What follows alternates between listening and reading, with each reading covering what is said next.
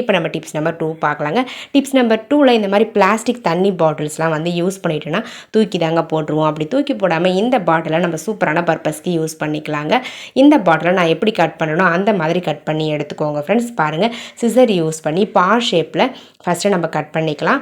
ஒரு சைடில் வந்து பார்த்திங்கன்னா கட் பண்ணாமல் அப்படியே விட்டுருங்க. அதாவது பாட்டமில் வந்து பார்த்திங்கன்னா கட் பண்ணாமல் விட்டுருங்க. மற்ற 3 பக்கங்களையும் கட் பண்ணி விட்டுட்டு சின்ன சின்ன மூடிகள் எடுத்துக்கோங்க. அந்த மூடியை நம்ம கட் பண்ணாமல் இருக்கோம் இல்லைங்களா, அந்த சைடில் வந்து பார்த்திங்கன்னா இந்த மாதிரி க்ளூ அப்ளை பண்ணி ஒட்டி எடுத்துக்கோங்க ஃப்ரெண்ட்ஸ். நான் வந்து 3 மூடியை வந்து ஒட்டி எடுத்துக்கிட்டேன். அதுக்கப்புறம் ஃப்ரண்ட்டில் வந்து பார்த்திங்கன்னா நம்ம ஒரு மூடியை வச்சு லாக் பண்ணிக்கலாங்க.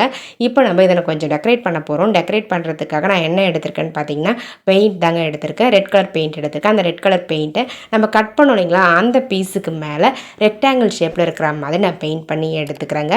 பாட்டமில் வந்து நான் பெயிண்ட் பண்ண போகிறதில்ல, டாப்பில் மட்டும் பெயிண்ட் பண்ணி எடுத்துக்கிறேங்க ஃப்ரெண்ட்ஸ்.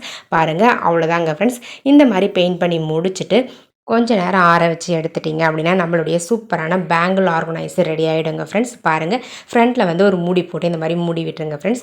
0 காஸ்ட்டில் நம்ம வீட்டில் வேஸ்ட்டாக குப்பையில் தூக்கி போடக்கூடிய பிளாஸ்டிக் பாட்டில்ஸையும் மூடிகளையும் யூஸ் பண்ணி சூப்பரான பேங்கிள் ஆர்கனைசர் ரெடி பண்ணியாச்சு.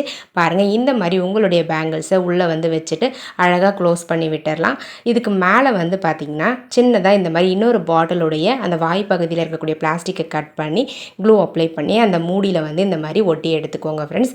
இப்போ நம்ம பிடிச்சு தூக்கிறதுக்கு கம்ஃபர்டபுளாக இருக்கும். பாருங்கள், இந்த மாதிரி அந்த வளையத்தை யூஸ் பண்ணி நம்ம பிடிச்சு தூக்கிக்கலாம். அழகாக வந்து ஓப்பன் பண்ணி க்ளோஸ் பண்ணிக்கிறதுக்கு ரொம்பவே கம்ஃபர்டபுளாக இருக்கும். நம்ம மேலே இருக்கக்கூடிய பிளாஸ்டிக் வந்து பார்த்திங்கன்னா டஸ்ட் வந்து உள்ளே போகாமல் தடுக்கும். ஸோ அதனால் உங்களுடைய பேங்கிள்ஸை அழகாக இதில் போட்டுட்டு நம்ம எப்போ தேவைப்படுதோ அப்போ எடுத்து யூஸ் பண்ணிக்கலாங்க.